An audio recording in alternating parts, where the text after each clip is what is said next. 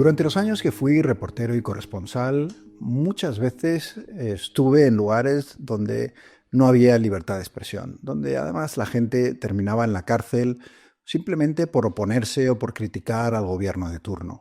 Lo que nunca imaginé cuando volví a España después de esos 20 años de reporterismo es que también tendría que defender la libertad de expresión en un país democrático de la Unión Europea como España.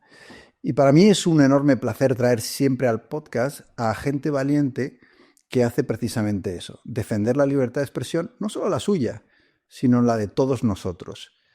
El problema, en el caso del invitado que tenemos hoy, es que el precio que ha pagado por esa batalla por la libertad de expresión ha sido muy alto. Fue condenado a creo que 18 meses de prisión, multa de decenas de miles de euros, y lo tenemos aquí ya superado en parte, ¿no? Esa batalla, porque el Tribunal Constitucional finalmente, después de 5 años de persecución judicial, le ha dado la razón. Un honor tenerte aquí, Anónimo García. Gracias, el honor es para mí estar aquí. Decía que a veces en supuestas democracias como esta pasan cosas extrañas. ¿Y qué puede haber más extraño que todo lo que tú has vivido? Que me pareces un ejemplo de lo que un país no debería ser en cuanto a libertad de expresión. La historia es que en el año 2016, como todo el mundo sabe, se produjo una violación múltiple perpetrada por lo que se conoce como la manada. Los medios de comunicación españoles hicieron lo que suelen hacer con los sucesos, que es sacarles todo el jugo, sensacionalizar, muchas veces hasta el ridículo, y tratar de explotar con la audiencia al máximo aquel suceso, ¿no? Anónimo lo que hace es una sátira, digamos, de esos medios de comunicación, una parodia, para intentar reflejar precisamente eso, ¿no? El tratamiento que le habían dado a ese suceso. Pero esa parodia, Anónimo, se convierte finalmente en algo muy serio para mucha gente y empiezan las acusaciones. Es lo que llamamos, lo que montaste, el tour de la manada, para ridiculizar esa cobertura de los medios. Cuéntanos qué pasa entonces.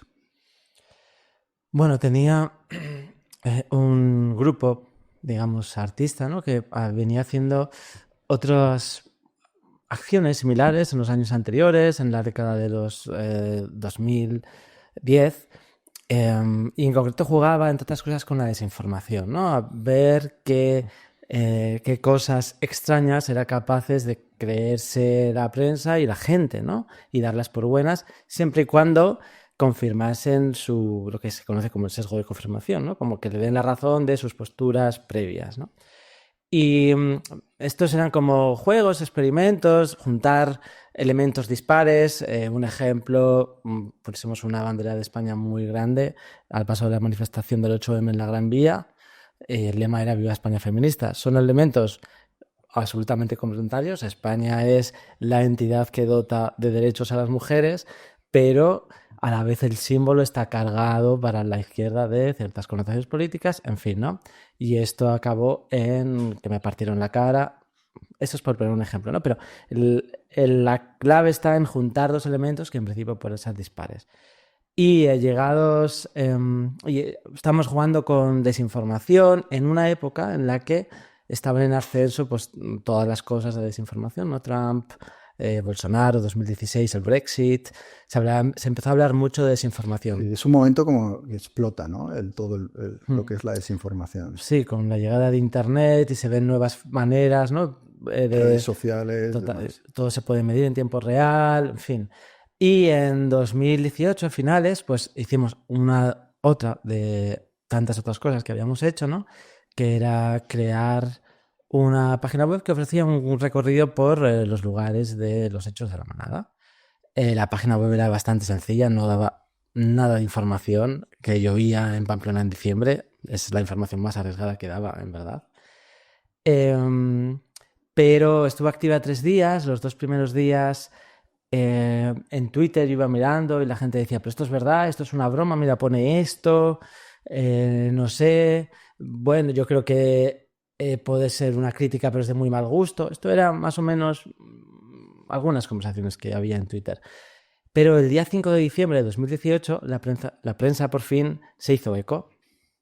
Que en el fondo es un poco lo que buscábamos, pero hasta ahora nuestras acciones habían tenido muy poco recorrido en la prensa, nada, 2 o 3 artículos, pero aquí llegó en avalancha y esto fue lo novedoso, ¿no? Durante ese día toda la prensa en bloque se lanzó en contra del creador de un recorrido turístico que buscaba lucrarse, un sinvergüenza, ¿no? Déjame, antes de que sigas, en este punto, recordar que, bueno, tu historia la cuenta Juan Soto Ibars en Nadie se va a reír, un libro, y precisamente de este momento que tú dices, ¿no? Cuando de repente la prensa salta con la historia, creyéndose que todo esto es verdad, el digitalnavarra.com valora la página web como una salvaje iniciativa. La Razón publica la noticia con el titular: el indignante recorrido turístico por Pamplona. Al Rojo Vivo, en La Sexta, el programa de Ferreras, se refiere al tour como tremendo y llega a decir que era real y que era un tour a favor de los miembros de la manada. Eso es lo que te encuentras después de haber montado esa parodia para ridiculizar precisamente a esos medios. Uh-huh. Y es que todo es tan interesante, ¿no? Esto es lo que pasa. En ese momento lo que hacemos es cambiar la web para explicar de lo que se trataba y cómo estos mismos medios habían hecho el recorrido con mapas interactivos, descripciones, cámara en mano, ¿no? Bastantes veces antes. Y lo habían hecho ellos sí, en serio, como si fuera una información legítima. Con todo el lujo de detalles, ¿no? Lo interesante es que, claro, ya el desmentido no tiene ni mucho menos el mismo recorrido. Hay una ola de indignación de la gente que se da cuenta. Alguien pregunta, he visto que en Pamplona hay un tour turístico, no sé qué, y uno le responde, pero esto es verdad, en el telediario lo dieron, como muy enfadados, ¿no? Dándole veracidad al telediario.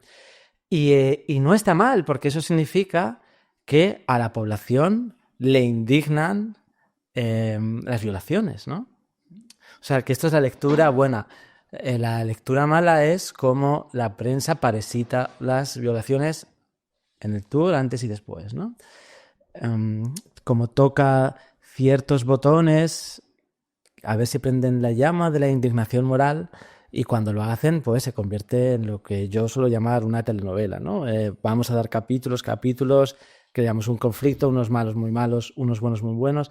Yo creo que todas las sagas de noticias se pueden ver en términos de una telenovela, ¿no? Sí, y en especial los medios. A mí, claro, como periodista, llevo ya desde los asesinatos de Alcácer, ¿no? Asistiendo al espectáculo constante de cada vez que hay un suceso, la explotación, la falta de escrúpulos, la manera de contarlo, ¿no? Entonces, cuando yo vi lo que habíais hecho vosotros, digo, es una manera muy inteligente de poner a la prensa y a los medios frente al espejo, ¿no? De cómo se comportan ellos. Claro, de repente llega esa avalancha de críticas de la prensa, pero eso tiene muy rápidamente consecuencias graves legales para ti. Sí, ese mismo día, que fue esta avalancha, hubo una primera denuncia del Instituto Navarro para la Igualdad, que abría unas diligencias para que se investigase si había indicios de delito. Fuimos a un juzgado de instrucción en marzo, donde aclaramos de lo que se trataba, presentamos el desmentido, se confiaba que no fuera a pasar nada. He de decir también que hacer ese tour no es delito, ¿no? Porque muchas veces se confronta, es que no era verdad, si hubiera sido verdad, pero hacer el tour de verdad tampoco es delito, porque realmente si fuera delito estás yendo en contra del derecho de reunión, ¿no? Entonces tampoco lo es, pero bueno. La cuestión es que fuimos al juez de instrucción en marzo de 2019 y un mes después llega el mazazo, que es una denuncia de la chica de la manada, ¿no? De la víctima. Sí, yo no le llamo víctima. Esto lo aclaro siempre porque puede ser víctima de que su perro tenga un herpes, pero en este caso, si utilizas la palabra víctima, esto ya establece un juego de hay un perpetrador, hay una agresión y hay ciertos elementos que se invocan siempre. Y eso también suele ser un fallo de cuando se hacen estos relatos, ¿no? Que siempre se habla de víctima, pero igual no lo ha sido, ¿no? Bueno, Lo digo en general. judicialmente en este caso sí está, hubo una condena. Claro, igual que hubo mi condena. Mm. Eso es otro tema aparte, ¿no? Igual que hubo mi condena, entonces yo también fue mi víctima, ¿no? En fin, estamos adelantando. Hubo esta denuncia 5 meses después de los hechos, cuando lo que hay en la web es el desmentido que he comentado antes, que explicaba de lo que se trataba y ponía capturas de pantalla de cómo la prensa había tratado esto antes, ¿no? Entonces, además yo ya había estado declarando en el juego de instrucción, habíamos presentado pruebas, o sea que la verdad, o lo que había ocurrido realmente, porque el concepto de verdad es maleable, era fácilmente descubrible. Lo que pasa es que la denuncia, según esta apuesta, es una denuncia de que el true es real, que se pensaba ganar dinero y que el objetivo era enaltecer a la figura de los agresores sexuales, cosas así, ¿no? Y banalizar con las violaciones y delitos de odio hacia este caso en concreto y a todas las mujeres en general, ¿no? Como ya una cosa máxima, o sea, una locura de denuncia que, de decirlo, es abiertamente falsa, ¿no? Entonces, yo sí he declarado culpable, pero los hechos que se me atribuyen son abiertamente falsos. Por eso ahí es donde está un poco la trampa, ¿no? Bueno, no quiero adelantar. Pero esto ya nos sumió en en un buen mazazo. O sea, plantéate recibir algo así, ¿no? Sí, porque además ya aquí ya hay una necesidad de defenderte, de pagar abogados y de meterte en un proceso que luego vamos a ir más al detalle.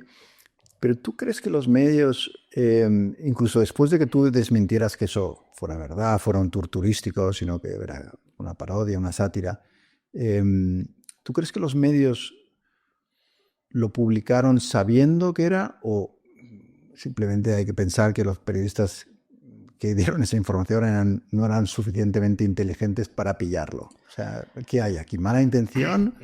No, Una cosa que también tú dices, alguna vez has dicho, ¿no? Que eso de que nos quedamos con el titular y ya no vamos más lejos de ahí. Yo creo que lo que hay es el funcionamiento habitual de la prensa, y yo creo que tú lo sabrás mejor que nunca, esta necesidad de publicar las cosas antes que nadie, y que una vez que ya tienes los números en directo Y está funcionando, la gente pincha y lo lee, dices, no lo vamos a desmentir. Pruebas.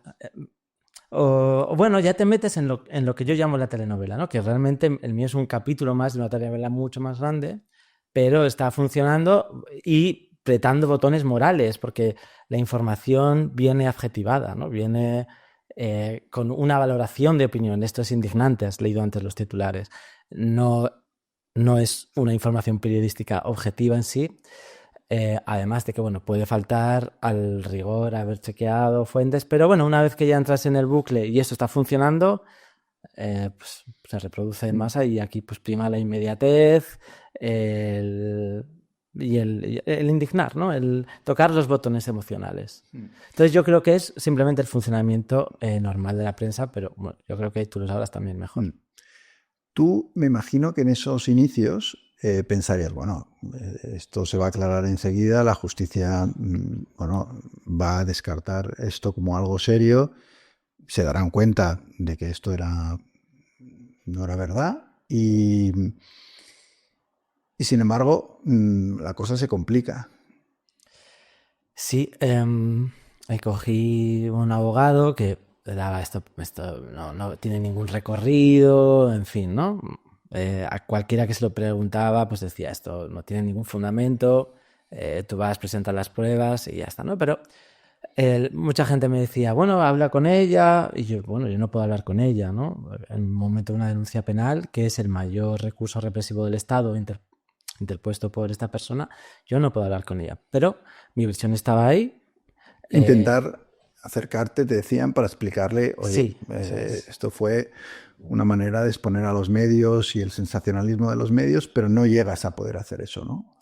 No, de todos modos he hablado, o sea, ya estaba nuestra versión dada, ya se sabían las intenciones en sede judicial, la abogada había leído todos los papeles porque llevamos a juicio, entonces vamos, ella tuvo que ver las pruebas, la web estaba explícito todo esto, pero cuando fuimos a juicio, más o menos un año después, la abogada insistía en su acusación falsa, ¿no? Y esto era en plan, bueno, yo miraba a la jueza en plan, es obvio que esta tía está aquí tergiversando los hechos, pero lo que yo no sabía, porque yo realmente soy un ingenuo, ¿no?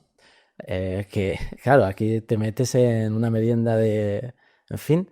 Y el juicio es una performance en la que cada cual hace sus cosas, se dicen unas palabras raras y hay unas liturgias y te vas a casa y ya está.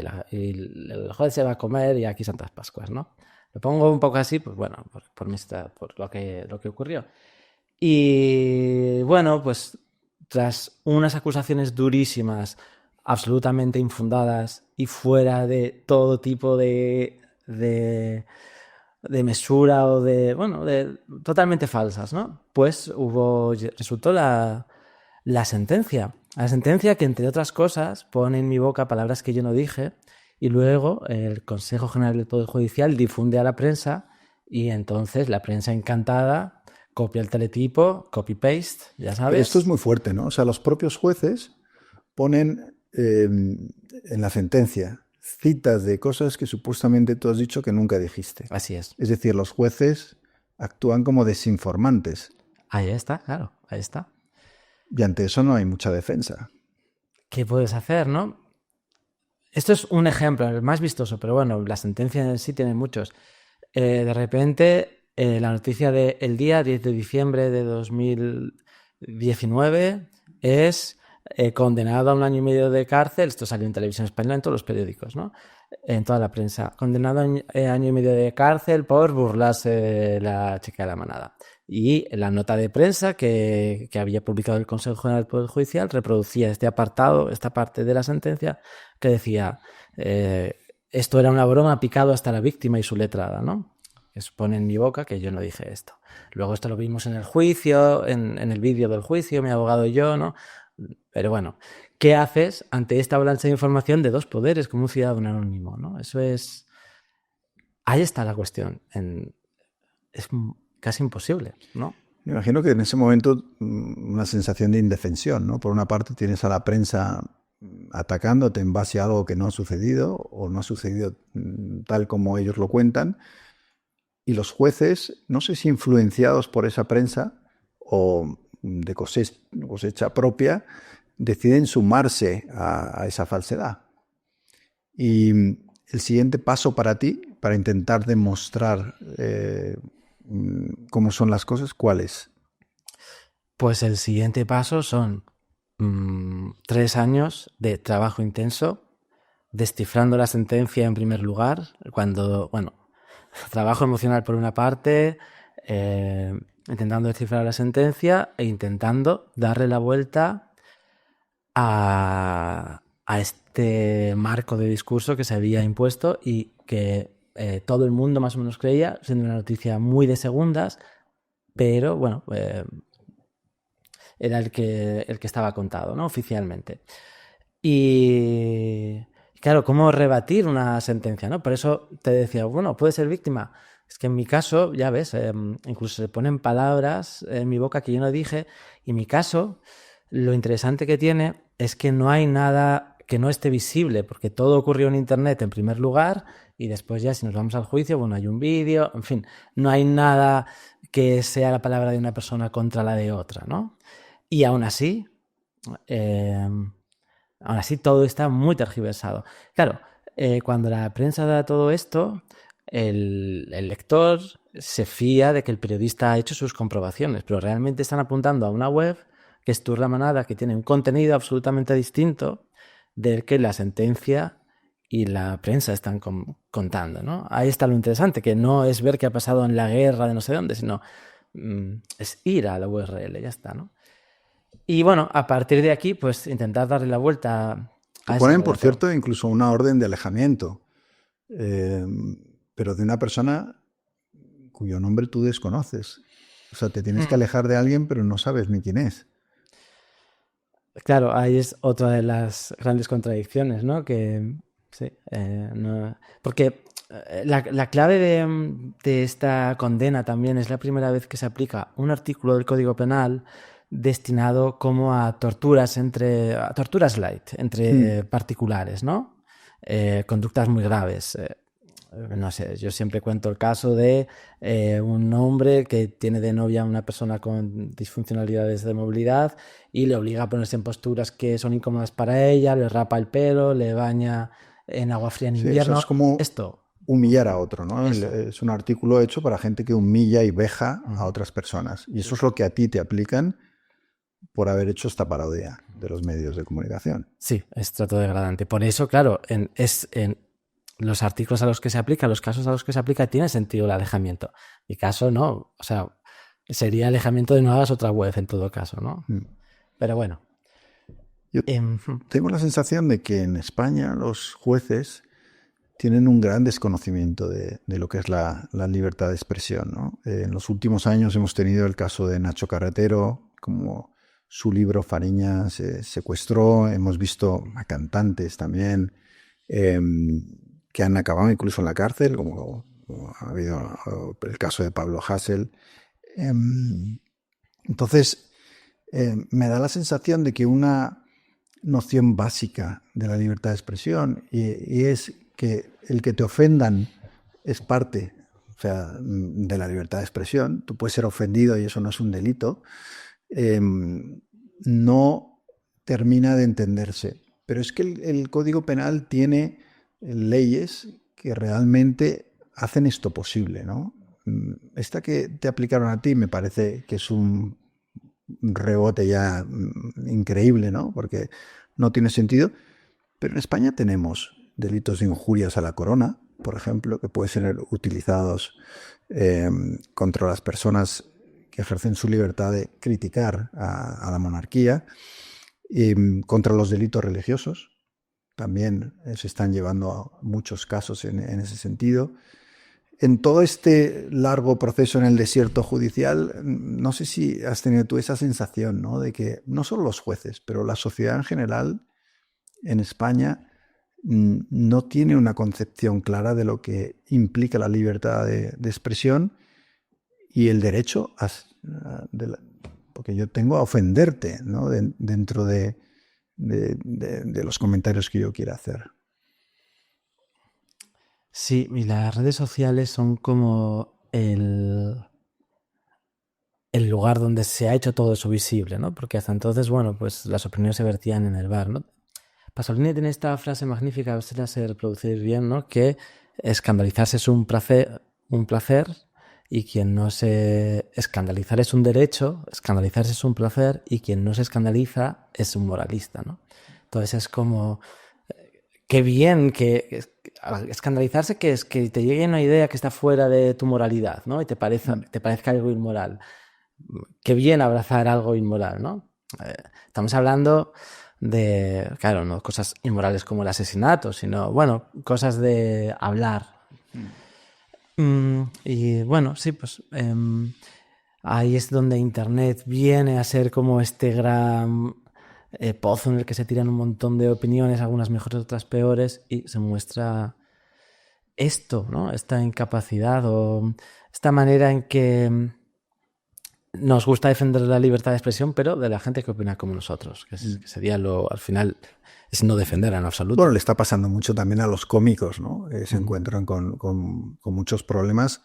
Es curioso que hace años podían trabajar con más libertad que ahora, ¿no? Y no solo está el juicio de las redes sociales y el juicio moral de la sociedad, sino que hay jueces que atienden a esa ofensa y actúan contra personas que han ejercido su derecho a la libertad. Y a mí me sorprende también a veces la poca distinción entre realidad y ficción, ¿no? O sea, es decir, que cuando uno actúa y hace una broma, está utilizando la ficción, o por lo menos a mí me lo parece, ¿no? Uh-huh.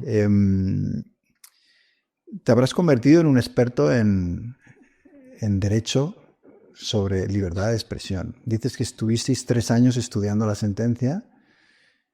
¿Qué alegáis en el recurso? No estuvimos estudiando la sentencia para hacer un recurso, porque los recursos se ponen en 10, 15 días, 20. Sí. Eso, y además son cosas técnicas que no importan a nadie, más que a los que están metidos en el mundo de la ley, sino más a nivel de debate público. Entonces lo que estuvimos, bueno, primero es viendo la sentencia, cuál era el pozo, el porqué, qué era este artículo, bueno, estuve yo sobre todo, ¿no? Pues dándose cuenta de estas cosas, la primera vez que se aplicaba para un caso de libertad de expresión, y luego viendo qué estrategia de comunicación habría que seguir, teniendo enfrente al Poder Judicial, al Poder Mediático y a alguien tan importante que había construido un nuevo relato alrededor de esta persona, ¿no? De la persona que denunciaba. Se había construido todo un nuevo relato y un nuevo paradigma, y alguien que jamás había sido cuestionado en la prensa, ¿no? Es como, tú lo hablas también en tu libro, el rey, antes de su caída en desgracia con este caso del elefante, ¿no? Y en el fondo lo que veníamos a hacer, pero había que hacer 5 valoraciones, es poner en duda a la otra parte, ¿no? Pero bueno, al final se hacía a través de la sentencia y tal, pero la sentencia le daba la razón. En fin, bueno, ¿cómo hacer esta campaña de comunicación? Bastante difícil. Nos llevó eso 3 años, y en parte el libro de Juan Sotibás fue como una de las principales ayudas. Hasta el libro no habías tenido mucho éxito, me imagino, en darle la vuelta al relato.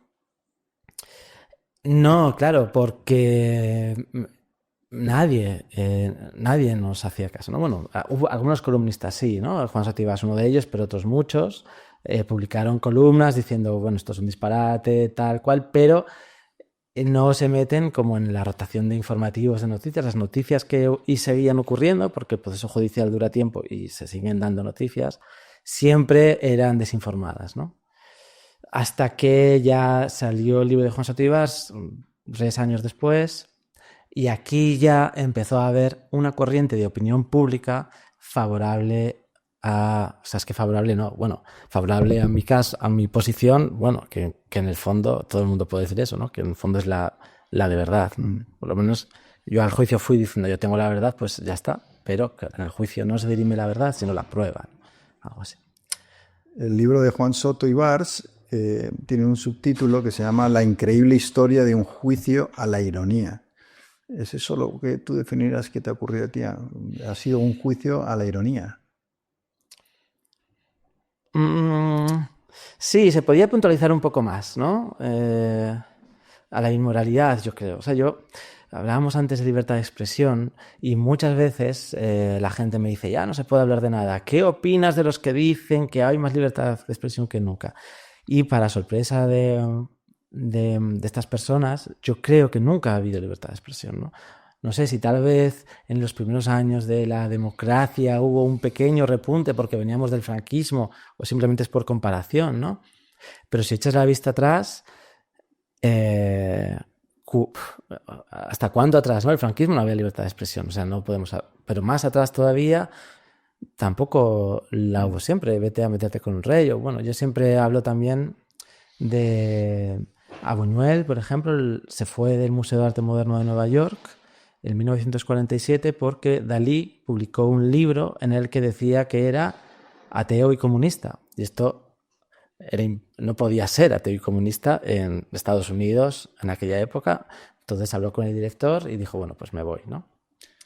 Por ejemplo, digo un ejemplo... Pero has puesto un ejemplo, este es bueno, pero yo creo que el que has puesto antes es incluso mejor. Aquí durante más de 3 décadas, todos los que ejercían el periodismo en este país sabían que el jefe del Estado, hoy rey emérito, era un corrupto, que el Estado estaba utilizando el dinero de los impuestos para pagar a sus amantes para que no hablaran, que cobraba comisiones de dictaduras árabes, y nadie abrió la boca.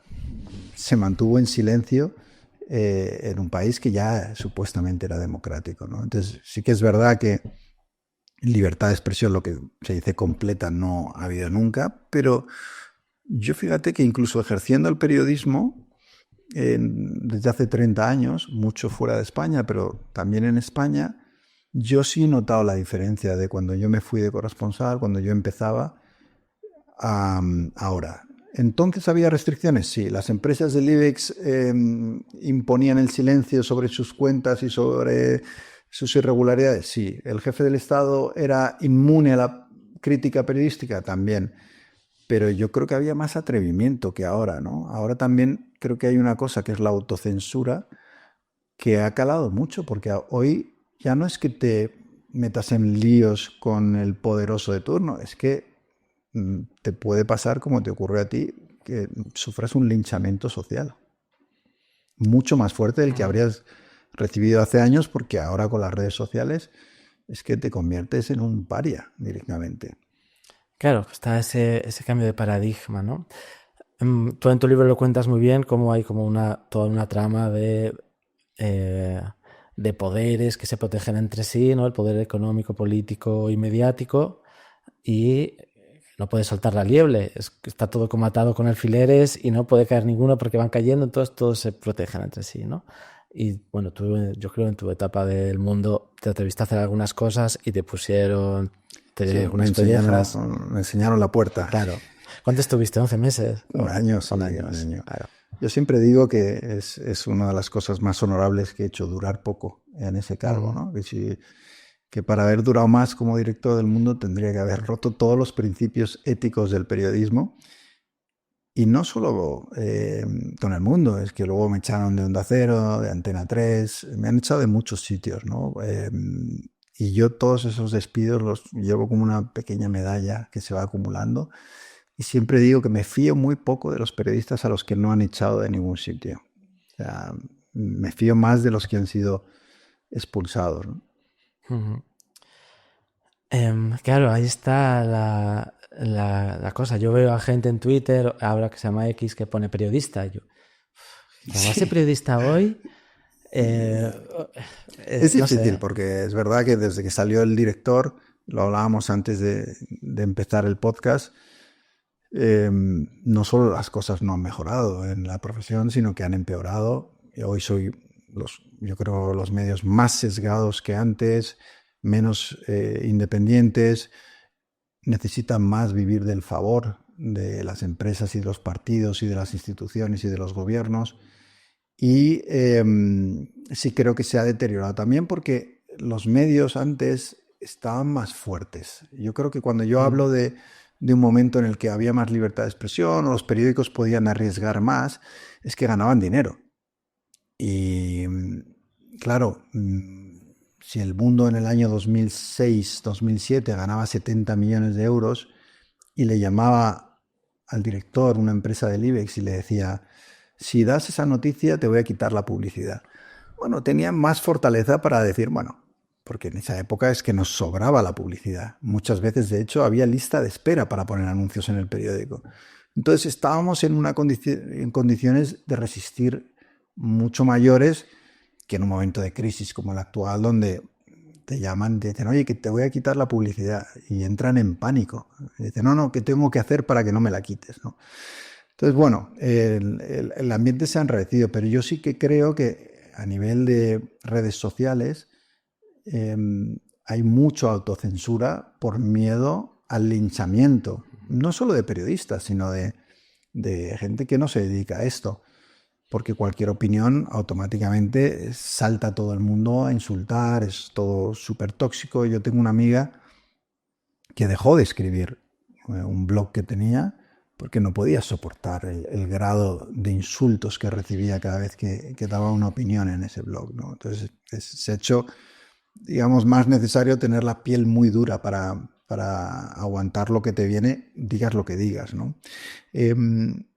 Cuando hablaba al principio del precio que tú has pagado, hay una parte que me parece especialmente cruel en cierto sentido, ¿no? Y es que tú trabajabas para Greenpeace, llevabas la comunicación, pero entender, y te despiden precisamente por todo esto que te ha pasado, ¿no?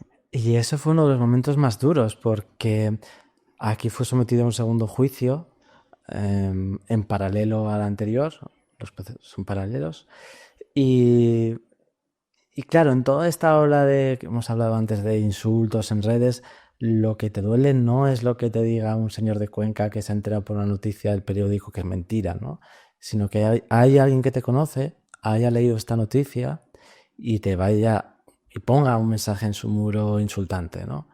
Y dices, pero si nos conocemos, hemos estado ¿por qué esto, no?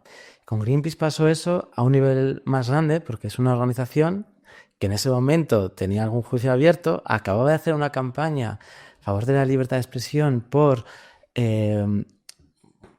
unos 12 activistas más o menos que habían hecho una acción en una central nuclear. Eso había pasado justo ese año, ¿no? Y sus titulares eran tantos euros por hacer una pintada, ¿no? A favor de la libertad de expresión y, bueno, las acciones de Greenpeace. Y aquí es lo mismo, tantos euros por hacer una web. Pero entramos en el terreno de la moralidad. Entonces,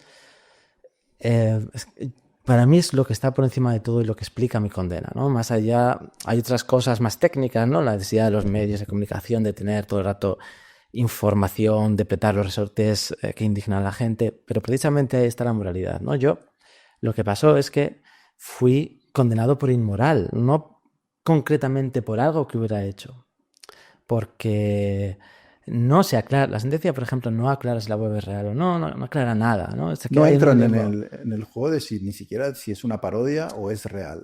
Dice, bueno, si es así, entonces, ¿no? Pero, bueno, no queda muy claro nada. No entraremos en detalles, pero bueno, así. Total, que estaba contando esto porque realmente la condena es por inmoral y ya pues se justifica cualquier cosa.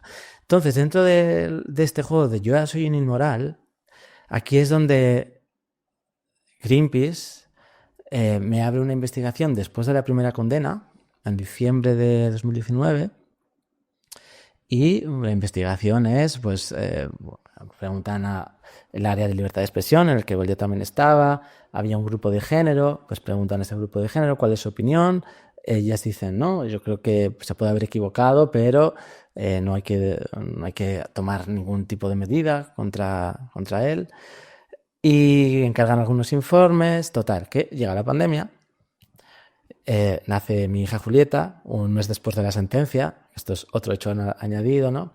Yo me voy de baja por paternidad, vuelvo y poco después de volver llega la segunda sentencia, 6 meses después de volver, en junio de 2020, que ratifica la anterior. La sentencia es la de la Audiencia Provincial de Navarra. Y aquí, 5 días después, me llaman a la oficina, primera vez que hay un encuentro en la oficina después de la pandemia, y me despiden, ¿no? ¿Y qué razón te dan para el despido? La razón oficial es un incumplimiento del código de conducta. Esto es una cosa genérica que, bueno, no hay un hecho contrario a los valores de Greenpeace, como sería que yo estuviera en el comité directivo de Endesa, ¿no? Entonces aquí había un conflicto de intereses, pero aquí no tenía nada que ver. Lo que pasa es que estábamos en un nivel moral donde yo me habían puesto fuera de la moralidad, y en este caso en concreto sobre violaciones, ¿no? Entonces yo aquí había hecho daño a una supuesta víctima de violación, y esto era lo duro. No porque ni siquiera por mis intenciones, sino porque a ella decía que la había ofendido. Entonces este proceso fue especialmente duro porque vino de gente que estaba acostumbrada a lidiar o a confrontar al poder, ¿no? Y aquí creían en unos papeles, esto de la inmoralidad, claro, siempre vienen imágenes religiosas, ¿no? Creían unos papeles sagrados firmados por los representantes de Dios en la tierra, ¿no? Que decían, esta es la palabra de Dios. Es decir, aquí pone en unos papeles sellados por el Estado que la víctima ha sufrido. Por lo tanto, hay que tomar estas medidas, ¿no? Y claro, lo que me dolió realmente es creer unos papeles que vienen de tal en lugar de ver a la persona que tienes enfrente con la que has trabajado y con la que hemos trabajado, hemos hecho acciones. Llevo 8 años. Sí, o sea que ya estás hablando con gente que te conoce bien. Claro, o sea, quiero decir, pueden decir te has equivocado, pero dudar las intenciones, ¿no? Pero la reflexión absoluta después de esto... Bueno, hay otro episodio posterior y es que cuando sale el libro de Juan Soto Ibars 2 años después, yo digo, bueno, ¿qué pasará? El director, una semana después de mi despido, que causó la conmoción total en la organización, todos mis compañeros me apoyaron, todos, bueno, el 95%, ¿no? Una semana después el director renunció, fue como la gota que colmó el vaso, y entró un nuevo comité directivo, que fue el que luego dio respuesta cuando salió el libro de Juan Soto Ibars 2 años después. Yo me pregunté, bueno, ¿cuál sería su postura ahora? Que ya han cambiado las cosas, ya sabemos más, ¿no? Y fue desinformar, fue responder a periodistas y a socios que preguntaban mentiras, y esto es lo que me cabreó mucho, ¿no? En plan, es que está siempre lo de los medios justifican el fin, y creo que eso es tan erróneo, ¿no? Creo que eso es tan erróneo. Claro, tú tienes Greenpeace, que es una organización que habrá gente que idealice, ¿no? Por defensa de causas justas. Tú has trabajado para ellos durante 8 años y de repente te encuentras que, no sé si por preservar su imagen, quizá, o por miedo al daño reputacional que esto podía tener, no quieren atender a razones, ni a tu testimonio, ni a lo que dices, ni a la evidencia de que todo había sido una parodia y te despiden. Al menos te queda el consuelo de que la mayor parte de los compañeros te defienden. ¿Tú haces algún intento de convencerles? ¿Aceptas directamente el despido y dices, bueno, no hay nada que hacer? Hombre, yo cuando me despidieron dije mi posición con esto, que era, esto es una cuestión de dinero, o sea, y lo sigo creyendo a día de hoy, ¿no? Se lo dije ahí, pero esto es tan impopular, era tan difícil de decir, y entonces mucho menos. Pero bueno, la decisión ya estaba tomada, y en el fondo, bueno, pues ya son cosas de poderes por dentro de la organización, ¿no? Y lo del coste reputacional también ha sido un tema interesante. Podría haber supuesto un coste reputacional si el caso se hubiera visto asociado a Greenpeace, el condenado por reírse de la víctima de Manado trabajaba en Greenpeace, cosa que yo nunca saqué a la luz, ni a nadie le interesó sacar a la luz, ¿no? A la acusación tampoco, porque contrariaba su relato de este es un sinvergüenza que quiere reírse de las mujeres, ¿no? Y a la prensa tampoco, ¿por qué? Pues porque era trabajar de más para algo que tampoco iba a dar mucho. De hecho, pero hay bastantes más casos, pero bueno, yo recuerdo uno del País que me llamó un periodista después de la sentencia, que el País había publicado, había reproducido la nota de prensa del Consejo General del Poder Judicial, que es esta que ya digo que... Te añadió una cita que no habías dicho. Sí.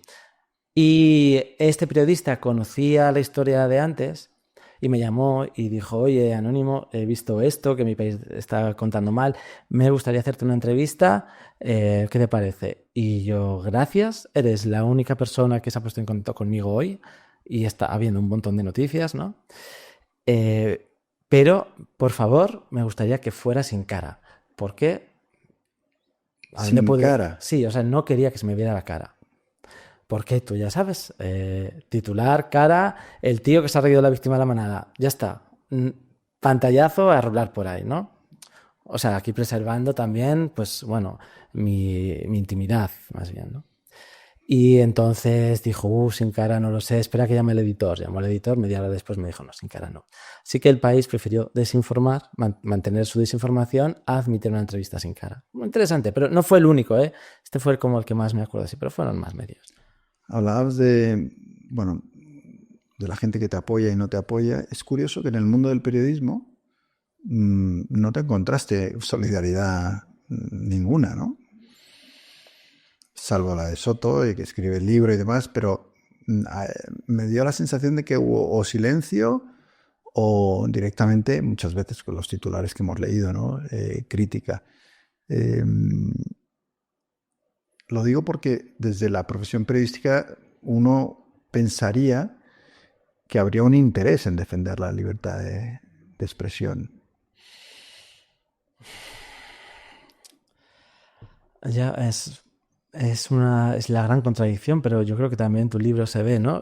Ah, bueno, yo saqué el libro y también, o sea, soledad absoluta, quiero decir, Porque no es tanto, yo creo que tú lo contarías mejor, pero no es tanto defender la libertad de expresión, sino como, tú tienes en el libro tienes un poco el dilema, quiero recordar, ¿no? Entre crees que estás haciendo bien publicando ciertas informaciones que pueden echar abajo el periódico porque te vas a poner un montón de enemigos que van a dejar de financiar, ¿no? ¿Tienes este Claro, dilema en algún sí, momento? porque hay un momento, por ejemplo, en El Director, donde cuento que Telefónica, nosotros teníamos una información de que César Alierta, entonces presidente de Telefónica y el empresario más poderoso del país, tenía un negocio con Rodrigo Rato en Berlín, ¿no? Y lo íbamos a publicar y desde Telefónica lo que nos dijeron fue, si publicáis esto, bueno, pues la publicidad que ponemos en el periódico va a desaparecer. Y era el mayor anunciante de prensa del país, en un momento de mayor crisis de la prensa de los últimos 40 años. Entonces, claro, si a ti te quitan una cuenta como la de Telefónica, recuerdo que bajó al despacho el presidente de la empresa y mirando a los compañeros de la redacción dijo, hay decisiones que cuestan puestos de trabajo. Es decir, fue un chantaje para decir, si tú vas adelante con esta historia, compañeros tuyos van a ser despedidos, ¿no? Y entonces ahí sí que yo me planteo, o sea, si hago lo correcto, que es publicar, puedo decir, soy un periodista independiente, somos un periódico que hace lo que tiene que hacer, pero a la vez estoy perjudicando a mi periódico porque va a perder una cuenta millonaria, ¿no? Y esas encrucijadas son muy difíciles, porque no es una decisión personal tuya de defender tu libertad de expresión y solo tiene consecuencias para ti, sino que tiene consecuencias para más gente. Yo creo que ahí está un poco la respuesta, ¿no? A los periodistas les interesaría defender la libertad de expresión. Pero no se atrevía. Pero es muy complicado. En este caso, no por perder publicidad, sino porque posicionarse del lado de alguien condenado por la chica de la manada es una cosa impensable. Pero porque estamos hablando, yo creo, vuelvo a lo mismo de siempre, un tema de moralidad e inmoralidad, ¿no? Yo había sido considerado un inmoral, por lo tanto, defenderme a mí suponía ponerse también del lado de la inmoralidad, ¿no? Pero hay mucha cobardía. Gente que sabe que lo correcto sería defenderte y no lo hacen, ¿no? Bueno, por eso yo creo que Soto Ibars, que es una persona que genera odios y amores, a mí siempre esa valentía que él tiene al sacar el libro en ese momento, bueno, de decir, oye, yo lo veo así, lo voy a decir, ¿no? Yo creo que eso tiene su mérito, ¿no? Bueno, él cuenta muchas veces, cuando lo estábamos trabajando, dice, se lo he contado a no sé quién, y le dijeron, no lo saques, no lo saques, sí. ¿no? Eso como a mí me ¿En qué decía problemas? con el director, ¿no? Que incluso los mejores amigos me decían, ni se te ocurra publicar ese libro, o sea, te vas a nadie te va a volver a contratar, o sea, vas a ser un paria del periodismo, ni se te ocurra, ¿no? Y luego las consecuencias económicas, que también en tu caso es un tema importante, porque a ti defenderte de todo esto te ha costado, no sé si 30.000 euros, ¿puede ser? Sí, más de 30.000. Y esto me recuerda que cuando yo consulté con un editor sobre la publicación del director, me hizo las matemáticas. Me dijo, te van a caer 200 demandas. Y defender cada demanda va a ser un mínimo de 8.000 euros. Dice, es que te van a... Aunque tengas razón, aunque todo lo que cuentes sea verdad, aunque ganes todos los juicios, te van a arruinar. Cierto que luego han pasado ya unos cuantos años y el número de demandas que he recibido es 0, porque demandar la verdad tiene sus problemas, pero la amenaza estaba ahí, ¿no? Y en tu caso, te despiden de Greenpeace y aún así tienes que hacer frente a miles de euros de costes legales. No sé si te pusiste a lavar coches, a trabajar de camarero, pero además una hija, tal, o sea... Claro, sí, me despiden de Greenpeace cuando mi hija tenía 6 meses, ¿no? En fin, pero me dieron indemnización por despido improcedente. Y con eso... Entonces, ese dinero fueron 28.000 euros. Y te lo fundiste todo en defenderte. Fue para esto, claro. Bueno, que no es solo el dinero que cuesta, que es el dinero que yo he pagado a la denunciante y a la abogada, a mis abogados, sino, bueno, que durante varios años mi trabajo ha sido esto, ¿no? intentar darle la vuelta al caso, como decía Que antes. mentalmente es un desgaste brutal, ¿no?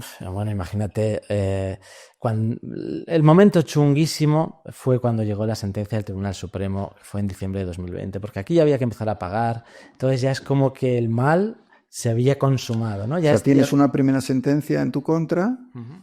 ratificada después por la Audiencia Provincial de Provincial. Navarra, sí. Eso llega al Supremo y el Supremo ni siquiera admite, creo. Sí, no la O sea, admite, no que la es lo que admite. suele hacer. Y eso, en ese momento es cuando ya tienes que pagar las multas que te han impuesto antes. Ujú. Entonces aquí ya hay que empezar a pagar cantidades desorbitadas de dinero, que además tengo que hacer yo, momento traumático, entra al banco, pon 3.000 euros, enviar. ¿Enviar a quién? No a parar la guerra de no sé qué, ¿no? A alguien que está contando mentiras en la prensa y que la justicia le ha dado la razón, ¿no? Y te ha hundido la vida. Entonces, momentos chungos. Pero en este caso, además, tenía que decidir si seguir con los juicios e ir al Tribunal Constitucional en primer lugar y que nadie me daba un duro porque iba a ir a ninguna parte, pero era el paso para ir a Estrasburgo.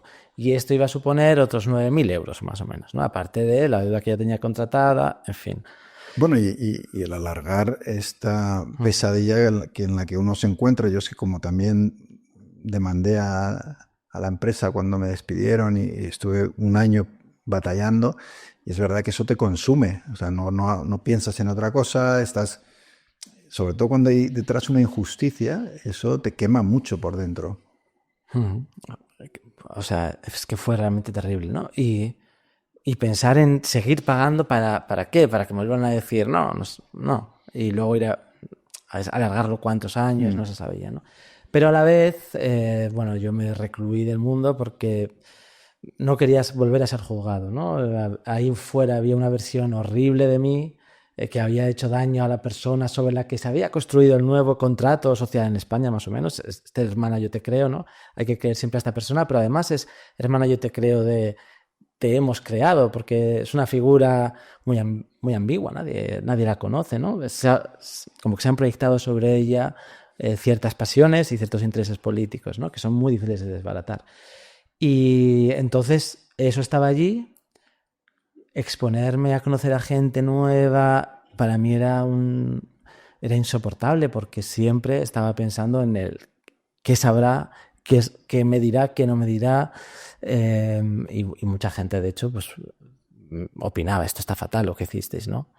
Y entonces yo me aparté del mundo, me volví paranoico durante un tiempo hasta que ya poco a poco, bueno, pues me fui recuperando también. Y el momento clave fue el libro de Juan Sotoibas 2 años después, ¿no? Eso lo cambia todo, ¿no? Cambia incluso porque lo que veo es que aquí tenemos unos jueces muy influenciables de la imagen que los medios han representado de ti.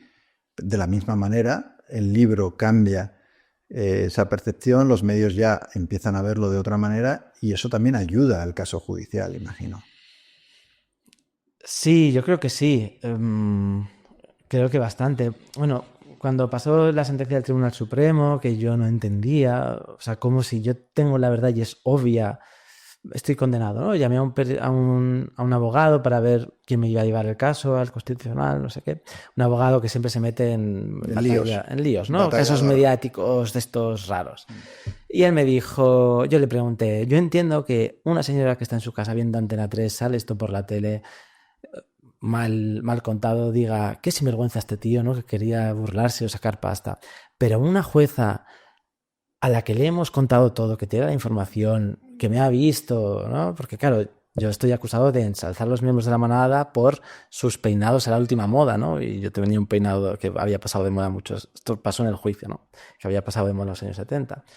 ¿Cómo es posible? Yo le preguntaba al abogado, ¿cómo es posible que me haya condenado? Y su respuesta fue, es que los jueces también ven Antena 3, ¿no?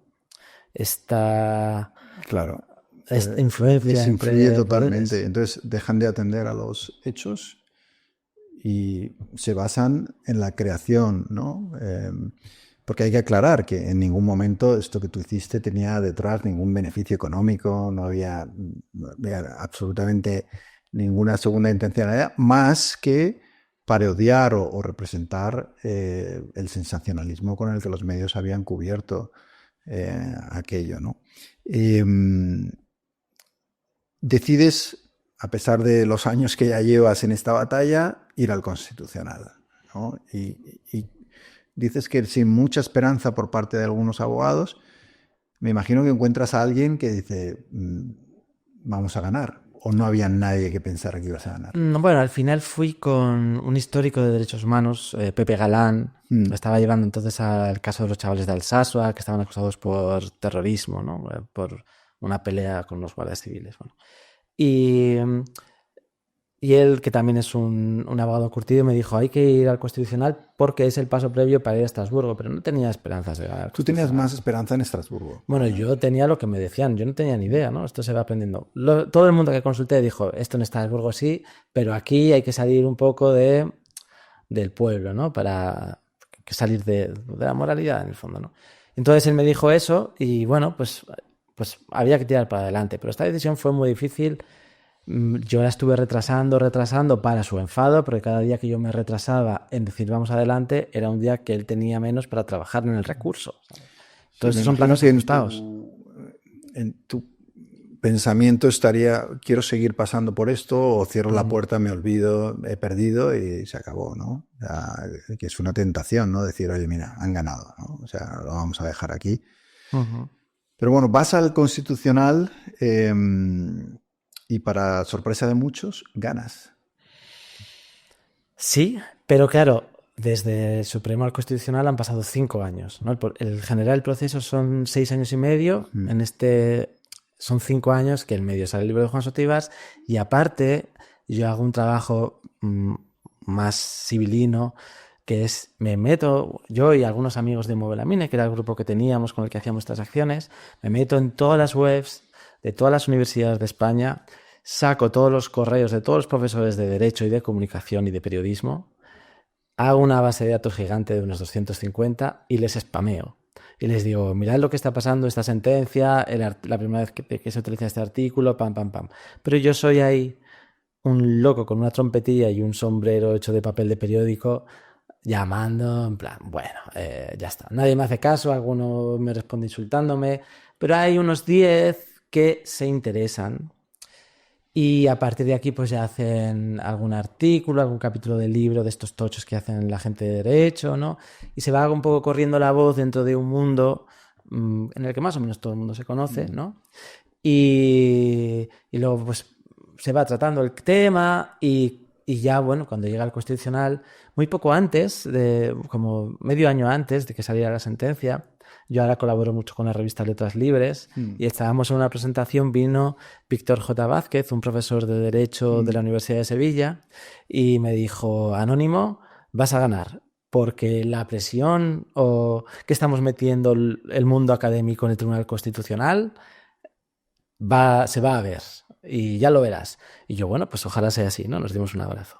Y así fue. Entonces, están estos dos frentes, ¿no? Sobre todo. ¿Cómo fue el día que, después de todos estos años, ruina económica, ostracismo, como tú bien decías, ¿no? Haberte puesto como una persona inmoral ante todos y de repente recibes esa noticia? Sí, el Constitucional te absuelve y te da la razón. Pues imagínate, o sea, es ganar el premio Nobel, ¿no? Después de años de trabajo contra viento y marea, enfrentarse a dos poderes, a posiciones políticas enconadas. Fue el 14 de mayo de este año, 2025.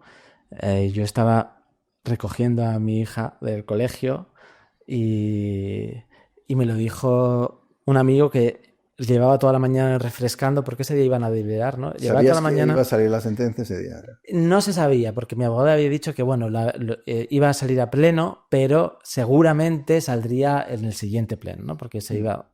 Pero bueno, yo pues dije, yo ya no quería pensar más en esto, decidí después del libro de Juan Sotíbas no pensar más en esto, mis amigos no me le van más, porque me había vuelto un tío ácido que solamente sabía pensar de esto, ¿no? Entonces yo aquí ya estaba en mi modo habitual de no darle cancha a esto y estar con mis historias. Pero este colega, Guillem Galeón, estuvo toda la mañana dándole la tecla F5 de refrescar y fue el primero que me lo dijo, ¿no? Yo justo estaba llegando a casa y... Bueno, es que era una cosa increíble, ¿no? O sea, era... me empezó a llamar gente y yo, Julieta, que es mi hija, en plan, es el día más feliz de nuestra vida. No te puedo explicar por qué, Ya lo pero entenderás te voy a algún invitar día. al mayor, a lo que quieras de la pastelería, que nunca comemos mucho azúcar, ¿no? Se comió un bollo gigante de azúcar, se comió una cucharada como no está de chocolate, como no Ella está tenía, ¿qué edad acostumbrada. tenía? 5 años y medio, que marca la edad de la sentencia, ¿no? De la primera sentencia, 5 años y medio. Y ese día quedé con mis amigos, tomamos algo en un bar y me decían, macho, estaba como si aquí no hubiera pasado nada. Esto es una reunión entre nuestros amigos absolutamente normal, ¿no? Y lo que pasa es que todavía no la había interiorizado. Claro, A partir del día siguiente me metí en un viaje de subidón. drogas naturales, ¿no? De mi cuerpo, mi propio cuerpo, que no toqué tierra en 10 días. Fue una cosa maravillosa, ¿no? En fin, sí, sí. Y sin embargo, a pesar del triunfo final, no se puede borrar lo que has pasado. Yo no sé si hay una compensación económica después de haber sido absuelto. Todo ese dinero que has pagado te lo tienen que devolver, las multas, o qué ocurre con eso. Pues esto ya es una cuestión legal. Mi caso es bastante extraño porque el Constitucional no suele tirar sentencias, ¿no? Entonces, todo esto está por hacer. Pero ahora ya se ha quedado en manos de los abogados que están pidiendo la restitución del dinero. En principio parece favorable, pero bueno, del dinero que he pagado, no a la abogada y a la demandante, no a mis propios abogados, en fin, otras cosas. Bueno, y en este punto alegan que van a recurrir al Tribunal Europeo de Derechos Humanos, por lo tanto, por eso no quieren aplazar la devolución del dinero. Lo interesante de esto es que no, a mí me da ya lo mismo porque no me denuncian a mí, sino que denuncian al Estado español, que es bastante interesante. Ya veremos, esto ya es una historia del futuro, ¿no? Yo no sé si se podría decir que esto se ha resuelto, pero no se ha hecho justicia, en cierto modo, ¿no? Porque precisamente por eso, porque has tenido que pasar por todos estos años de una manera injusta, por algo que ahora se ha demostrado y los tribunales finalmente han determinado que no tendría que haber ocurrido nunca. Claro, yo no puedo volver a ser la persona que era antes. Porque te ha cambiado el carácter. O he perdido cierta ingenuidad, ¿no? Yo también leyendo tu libro veía como también un poco de ingenuidad Sí. y yo me identificaba contigo en eso, ¿no? Hay que hacer las cosas bien. Y te das cuenta de que Sí, hay una desilusión muy grande, ¿no? Yo creo que puede ser parecido un poco, ¿no? No sé. Sí, yo sentí una gran desilusión y creo que muchas cosas que tú has expresado aquí, ¿no? La soledad en este tipo de batallas, la manera en la que reacciona gente de la que te esperabas a lo mejor más, esos que cuando estás hundido desaparecen y cuando ganas te vuelven a llamar, que esos son los que más me han sorprendido siempre. Pero sí que es verdad que son batallas. Yo antes te decía, si no tenías la sensación que tenemos algunos, ¿no? De que el hacer estas batallas puede ayudar a otros a no pasar por lo mismo. Pero tú no eras muy optimista. No lo soy porque puedo estar equivocado. Igual antes hubiera pensado de otra manera. Creo que siempre se van a dar las mismas cosas, ¿no? Por eso he puesto el ejemplo de Buñuel, por poner uno, pero echar la vista atrás, pues siempre hay cabezas de turcos, siempre está el poder conspirando y manejando un poco los hilos, ¿no? Y de muchas maneras que uno es muy difícil que se dé cuenta, ¿no? De un ciudadano de a pie. Entonces, bueno, pues habrá otro cabeza de turco por la siguiente movida. Igual que lo fue el Lute, yo qué sé, ¿no? Y habrá que seguir peleando y batallando cuando sea injusto, ¿no? Bueno, yo sí creo que quiero pensar que algo queda y de que algo sirven estas batallas, ¿no? Por la libertad de expresión. Falta mucha educación, me parece, para que la gente entienda lo que es de verdad la libertad de expresión.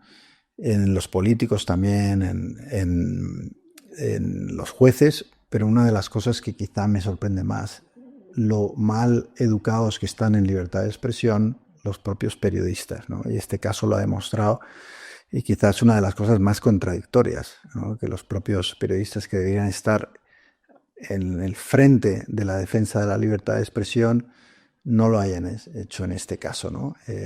Bueno, hay alguna excepción. Ahí tenemos el libro de Juan Soto Ibars, Nadie se va a reír, que, bueno, os lo recomiendo. De hecho, lo vamos a traer a Juan Soto si acepta la invitación, porque sé que a algunos de mis oyentes no les gusta mucho, pero eso es una razón, ¿no? Alguien que genera siempre sentimientos encontrados tan fuertes, pues siempre es interesante hablar con él. Así que nada, muchísimas gracias por haber venido, por estar aquí, por contar tu historia. Y no sé, ¿qué es lo próximo para ti? Pues, ¿qué es lo próximo? Llevo un par de años pensando qué es lo próximo. De momento estoy escribiendo un pequeño libro y bueno, a ver qué va pasando. No tiene mucho que ver con esto porque también lo quiero dejar Sí, de lado, pero no, pero parte de ahí, ¿no? Mm. Habla sobre la moralidad, sobre todo. Yo no sé Parte si de te ahí. sirve, pero a mí escribir el director me sirvió mucho. O sea, el día que se publicó el libro, incluso me voy atrás, el día que entregué el libro a la editorial, sentí un peso que se había marchado. Había contado la verdad y creo que estaba a partir de ese momento listo para otras cosas, para otros proyectos que han venido, para más libros que escribí, para hacer muchos proyectos. Pero sin haber escrito el libro, probablemente algo de todo lo que viví se habría quedado ahí. Y yo creo que fue una manera de... Bueno, también los libros son un poco terapia. También. De Yo creo cerrar que, tu trauma, ¿no? claro, Con lo esta sacas experiencia. todo y yo creo que ayuda. Bueno, un enorme placer, suerte en todo y bueno, a todos vosotros os espero la próxima semana. No os olvidéis de suscribiros, ya veis que aquí traemos voces siempre independientes, no censuramos a nadie. Este es un canal para acoger a todas las ideas y os espero la próxima semana.